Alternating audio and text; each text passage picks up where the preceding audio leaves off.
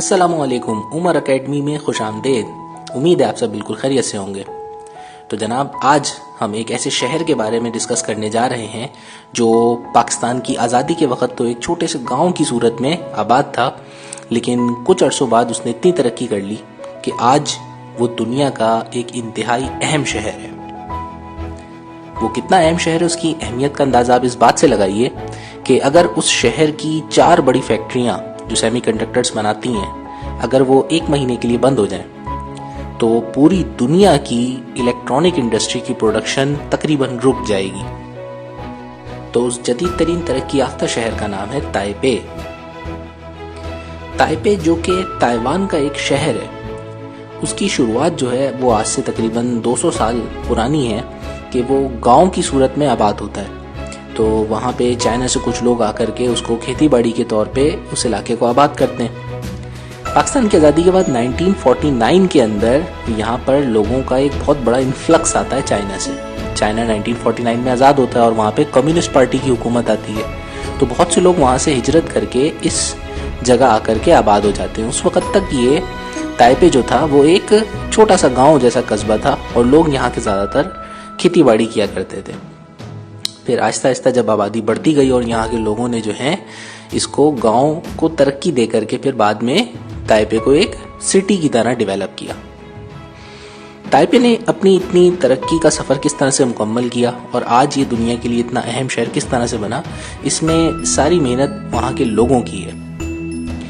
ان لوگوں نے تائپے میں کے جو رہنے والے تھے، انہوں نے اور ان کی گورنمنٹ نے فیصلہ کیا کہ ہمارا ملک جو ہے وہ کافی غریب ہے اور یہاں پر جو ہے زیادہ تر لوگوں کا جو ذریعہ معاش ہے وہ ان کا زراعت سے یا کھیتی باڑی سے یا فارمنگ سے وابستہ ہے۔ تو ہم اپنے ملک کو ترقی دینا چاہیں تو ہم خالی جو ہے ایگریکلچر کے اوپر ڈیولپ نہیں کر سکتے، تو ہمیں اس کے لیے جو ہے نئی تعلیم کی ضرورت پڑے گی، اور ہمیں اگر ان ملکوں کا مقابلہ کرنا ہے جنہوں نے ہمارے اوپر حکمرانی کی اور جو ہے ہم جن کے غلام رہے تھے، تو ہمیں ان سے ترقی کرنے کے لیے اور ان سے زیادہ آگے نکلنے کے لیے ان سے زیادہ اچھی تعلیم اور ٹیکنالوجی کی ضرورت پڑے گی۔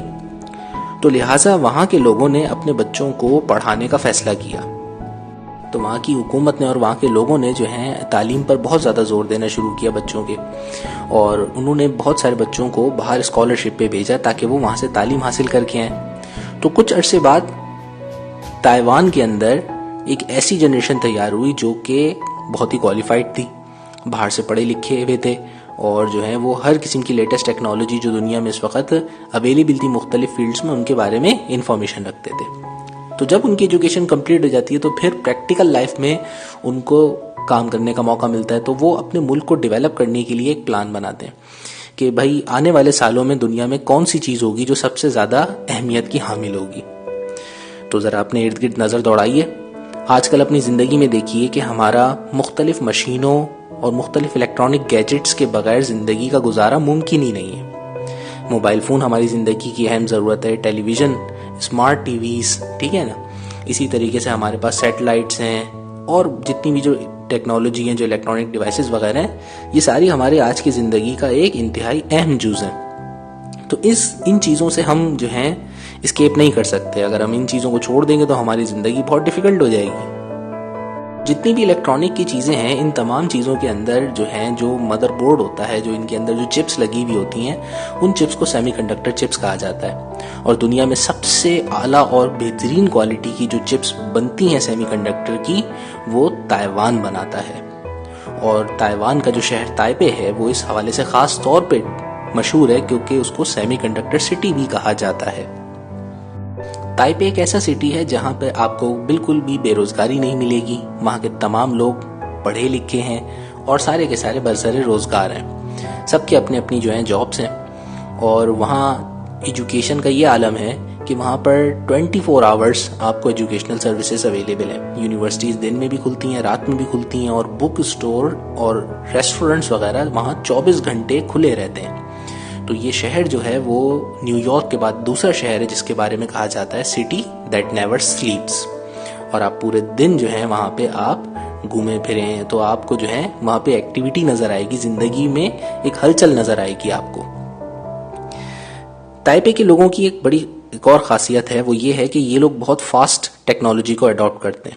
چونکہ انہوں نے ایجوکیشن حاصل کری اور ایجوکیشن حاصل کرنے کے بعد انہوں نے ایک مقصد بنا لیا کہ ہمیں اپنے ملک کو اور اپنے شہر کو دنیا کے آئیڈیل سٹیز میں لے کے آنا ہے. تو یہ شہر ٹیکنالوجی کے اعتبار سے اور خاص طور پہ کمپیوٹر ٹیکنالوجی کے اعتبار سے بہت ہی جدید ترین شہروں میں کاؤنٹ کیا جاتا ہے.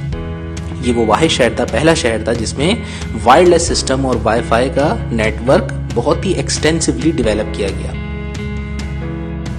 آج کے دور میں جتنی بھی امپورٹنٹ الیکٹرانک گڈس بنانے والی کمپنیز ہیں وہ ساری کی ساری کمپنیز اپنی جو مائکرو پروسیسر کی اور دوسری جو سیمی کنڈکٹر چپس ہوتی ہیں وہ سب تائیوان سے بنواتی ہیں. تو تائیوان جو ہے وہ ہائی کوالٹی چپس بنانے میں دنیا کی آدھی سے زیادہ سپلائی کو کنٹرول کرتا ہے اور اس کے سب سے بڑے بائرز میں امریکہ اور چائنا شامل ہیں. آپ اس کی ٹیکنالوجی میں جدت سے کا آگے ہونے کا اس بات سے اندازہ لگائیے کہ ابھی تک جو ہے جو ٹیکنالوجی 2013 میں ڈیولپ کر چکے تھے اور جس ٹیکنالوجی پر جو نینو چپس بنتی ہیں اس پر انہوں نے عبور حاصل کر لیا تھا. آج چائنا اس کو ابھی ریسرچ فیز میں اسٹڈی کرنے کی اور اس کو ڈیولپ کرنے کی کوشش کر رہا ہے اور یہ لوگ اس ٹیکنالوجی کو ماس اسکیل کے اوپر پروڈیوس کرتے ہیں. تو انہوں نے یہ ساری چیزیں اپنی محنت سے اپنی لگن سے حاصل کری ہیں کہ آج یہ دنیا میں ان جیسی کوئی سیمی کنڈکٹر چپ بنانے والا کوئی دوسرا ملک ان کا مقابلہ نہیں کر سکتا. اور امریکہ بھی اپنی مختلف ڈیفنس کی میزائلز اور دوسری جو سیٹلائٹس کے لیے جو چپس وغیرہ بنواتا ہے وہ ساری بھی تائیوان کو آرڈر دیتا ہے. تائپے کے لوگوں کی ایک اور عادت ہے کہ وہ اپنے آپ کو بہت زیادہ ایکٹیو رکھتے ہیں اور کسی بھی ٹیکنالوجی کو سیکھنے میں وہ جو ہیں ہچکچاتے نہیں ہیں بلکہ بہت جلدی سے اڈاپٹ کر لیتے ہیں. تو وہاں عالم یہ ہے کہ ایوریج جتنے بھی لوگ ہوتے ہیں وہ تقریباً 3-4 مہینوں بعد جیسے ہی کوئی نیا موبائل یا کوئی نئی ٹیکنالوجی آتی ہے تو وہ اس کو اڈاپٹ کر لیتے ہیں اور پھر وہ جو ان کے پرانے موبائل وغیرہ ہوتے ہیں وہ سارے سیکنڈ ہینڈ پک کر کے ہم جیسے ایشین دوسری کنٹریز کے اندر لائے جاتے ہیں اور ہم لوگ انہیں بعد میں خریدتے ہیں. بالکل اسی طریقے سے وہاں کی جو اوور آل لائف ہے وہ بھی بہت فاسٹ ہے. لوگ آپ کو وہاں پہ بالکل بھی اوبیس یا موٹے نظر نہیں آئیں گے. وہ لوگ ہر وقت ایکسرسائز کر رہے ہوتے ہیں، اپنی صحت کا بہت خیال رکھتے ہیں اور جو ہیں بہت زیادہ ایکٹیولی اپنے آپ کو ہمیشہ ہیلدی رکھتے ہیں، فٹ رکھتے ہیں. وہاں کا ٹریفک کا نظام بھی جو ہے وہ لوگ جو ہیں زیادہ تر یا تو سائیکلوں پہ سفر کرتے ہیں یا اسکوٹرز پہ سفر کرتے ہیں. سب سے زیادہ وہاں پر اسکوٹرز چلانے کے لوگ جو ہے نا شوقین ہیں تاکہ جلد از جلد فاصلے کو طے کیا جا سکے. تائپے کے لوگ بہت ہی ایماندار اور مخلص ہوتے ہیں. ان کی اسی انتھک محنت اور مخلصی کا نتیجہ یہ ہے کہ آج ان کا جو ملک ہے اوور آل وہ ایک کریڈٹ اکانومی رکھتا ہے. کریڈٹ اکانومی کا مطلب یہ ہوتا ہے کہ ایک ایسا ملک جو کہ دوسروں سے قرضہ لیتا نہیں ہے بلکہ ان کو قرضہ دیتا ہے. دنیا میں جتنی بھی امپورٹ ایکسپورٹ ہوتی ہے اس میں تائپے کا جو ایکسپورٹ ہے وہ بہت زیادہ ہے. یہ دنیا کو ٹیکنالوجی کی چیزیں بیچتا ہے اور اس سے جو اس کو قیمتی زر مبادلہ حاصل ہوتا ہے، جو پیسے ملتے ہیں، ان سے یہ دنیا کے دوسرے علاقوں سے کھانے پینے کی اور دوسری اشیاء خرید لیتا ہے.